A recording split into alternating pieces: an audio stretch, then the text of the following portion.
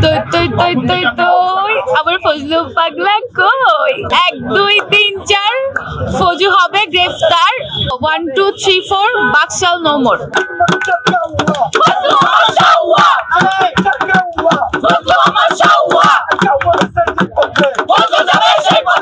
এই ফজলু পাগল তিনি সেগুন বাগিচাতে বসবাস করেন, তো আমরা সেখানে সেগুন বাগিচা অ্যাড করেছি।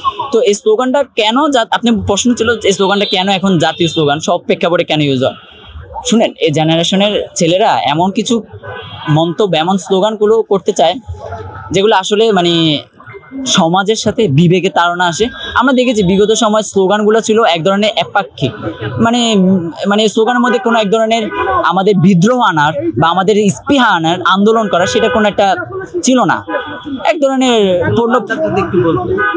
স্লোগানটা ছিল আমাদের যে স্লোগানটা আমরা যেখানে আজকে যেটা করেছি সেটা হলো সেগুন বাগিচার কাউয়া ফজলু আমার সাউয়া। এই স্লোগানের প্রেক্ষাপটটা আসলে ওই হত্যাকাণ্ড থেকে আসে। আর এই জিনজির একটা জেনারেশনের একটা যুক্তিকতা, যে আপনাকে এমন একটা কথা বলে যাতে আপনার বিবেকে তাড়াতাড়ি ঢুকে, কারণ এই জেনারেশনে ঘুরিয়ে পেঁচে কথাগুলো বলতে পছন্দ করে না। তারা একেবারে একটা কথা বলবে যেটা আপনার মাথায় ঢুকে যাবে, একেবারে শর্ট এবং সামারাইজ করে যে কথা। তো এই স্লোগানটা সেটারই বহিঃপ্রকাশ করে।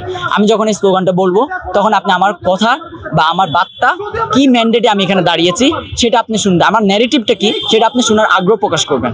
এই জন্য আমরা এই স্লোগানটা আর কি বলি আর কি বিভিন্ন প্রেক্ষাপট। এবার এখন ধরা যায় নেক্সট যদি কোনো অঘটন বা কোনো প্রেক্ষাপট আসে, সেই প্রেক্ষাপটে এটা ব্যবহার হবে, এটা চেঞ্জ হবে, কিন্তু স্লোগানের টোনটা হয়তো মিল থাকবে আর কি।